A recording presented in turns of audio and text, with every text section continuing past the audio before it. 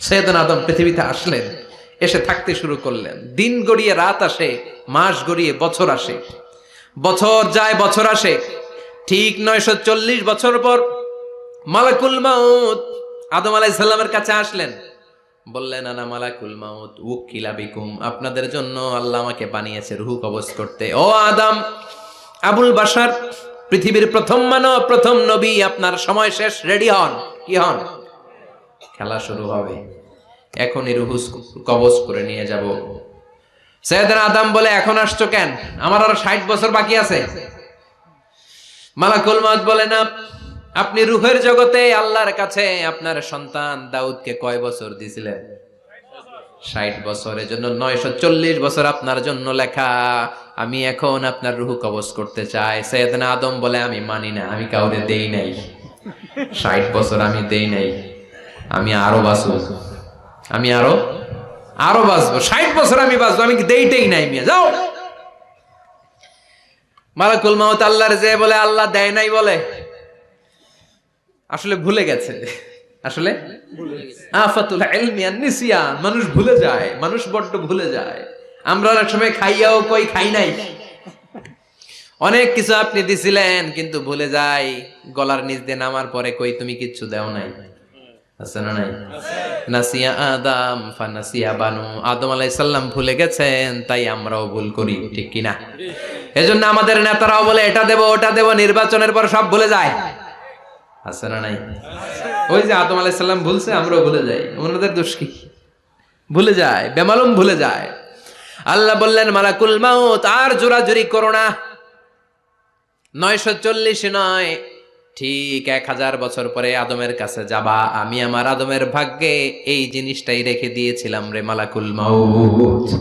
আমি আগ থেকে এটাই রেখেছি, আমি জানতাম সে ভুলে যাবে। চিল্লায় এখন সুবহানাল্লাহ। তার মানে পৃথিবীর সবচাইতে লম্বা মানুষ, 60 হাত লম্বা, এত শক্তিশালী আদম আলাইহিস সালাম শ্রীলঙ্কাতে প্রথম নেমেছিলেন। এক লাফ দিলে আধা মাইল চলে যাইতেন। সুবহানাল্লাহ। কি লম্বা মানুষ! আদম আলাইহিস সালাম চলে গেলেন। ওনার পরের নবী ইদ্রিস আলাইহিস সালাম, উনি মরে নাই।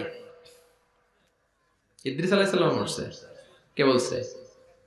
উনিও মরেছেন। তবে ওনার মৃত্যুর আজীব এক ঘটনা আছে, অনেক লম্বা কথা।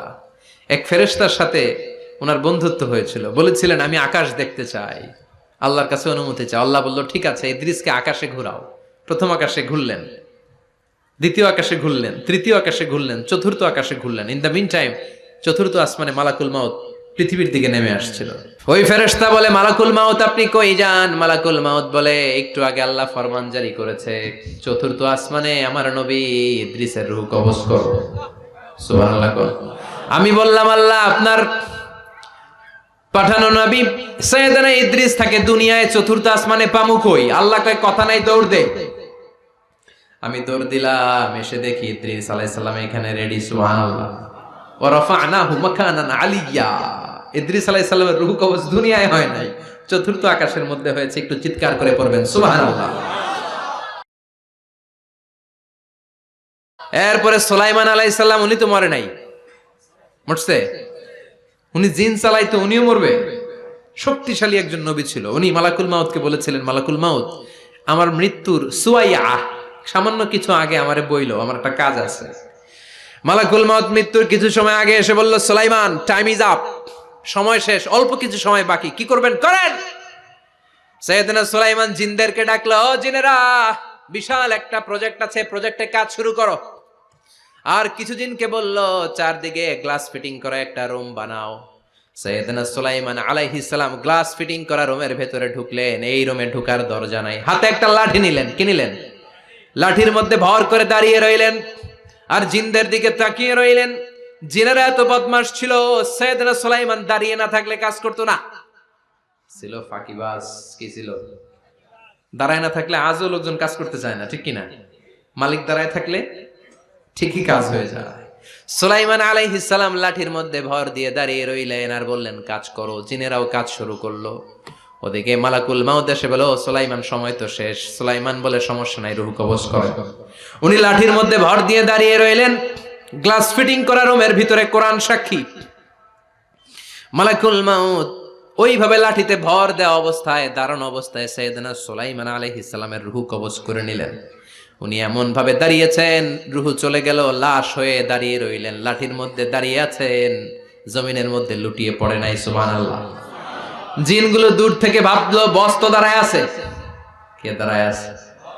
জিনেরা মনে করছে বস দাঁড়ায় আছে, কাজ করতেই হবে। করতে করতে পুরা প্রজেক্টের কাজ শেষ। ইন দ্য মিন টাইম ঝিঝি পোকা, উই পোকা, যেই পোকা কাঠ খেয়ে ফেলে, এই কাঠ খাওয়ার পোকা সুলাইমান আলাইহিস সালাম লাঠির ভেতরে ঢুকে লাঠিও খেয়ে ফেলেছে। সাইয়েদনা সুলাইমান আলাইহিস সালাম ধপাস করে জমিনে পড়েছে।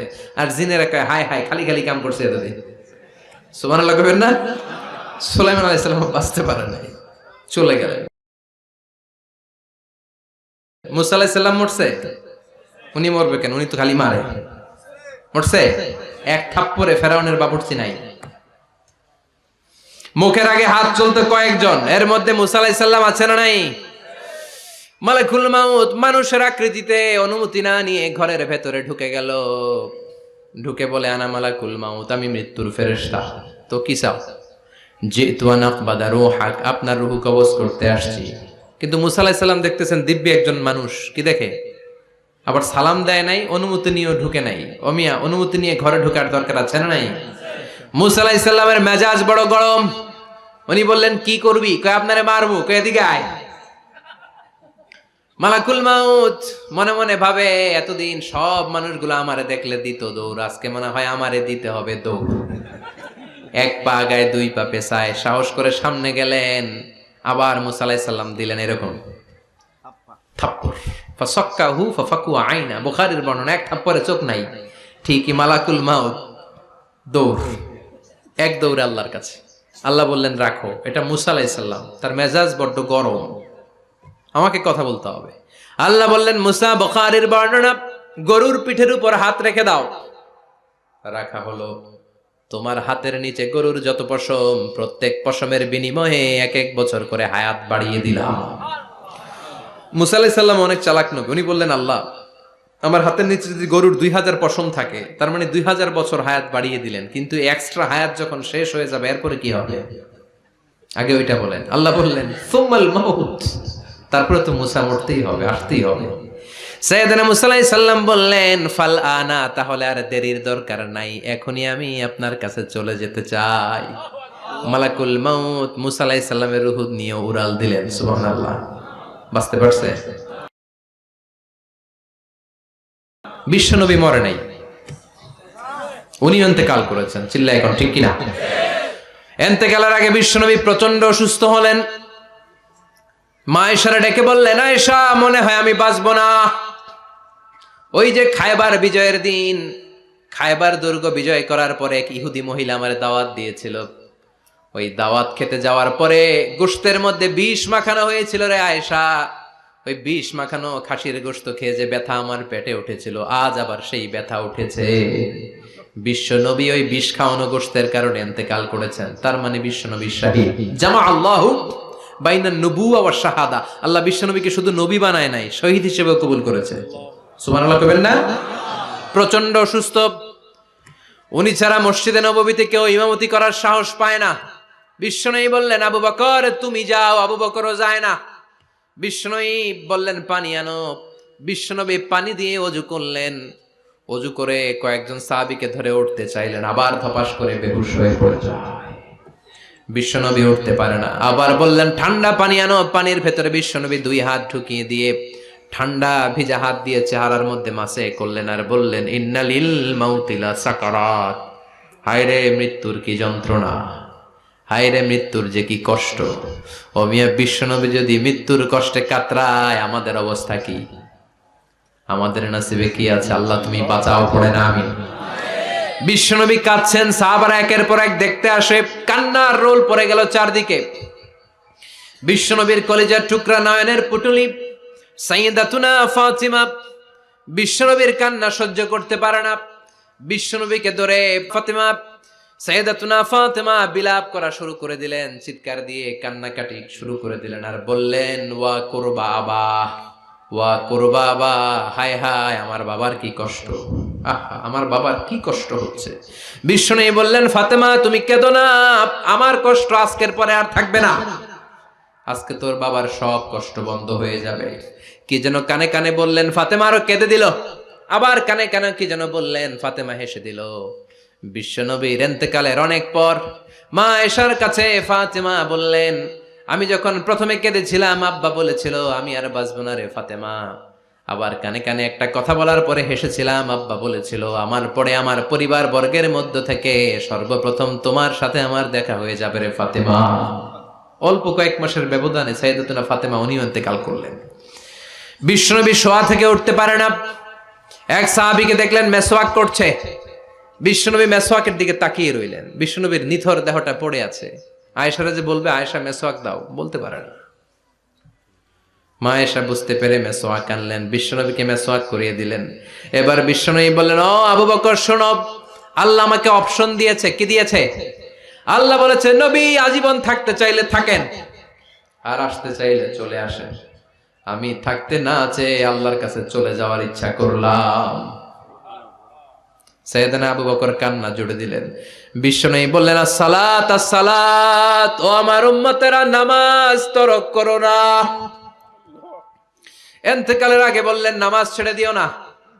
আর বললেন ওয়ামা মালাকাত আইমানুকুম, তোমাদের অধীনস্থ কর্মচারীদের সাথে খারাপ আচরণ করো না। ঘাম শুকানোর আগে পয়সা দিয়ে দিও।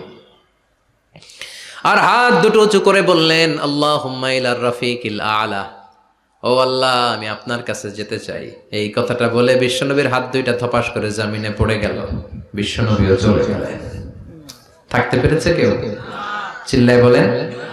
এজন্য আমরা আল্লাহর কাছে ঈমানি মৃত্যু চাই। কি মৃত্যু?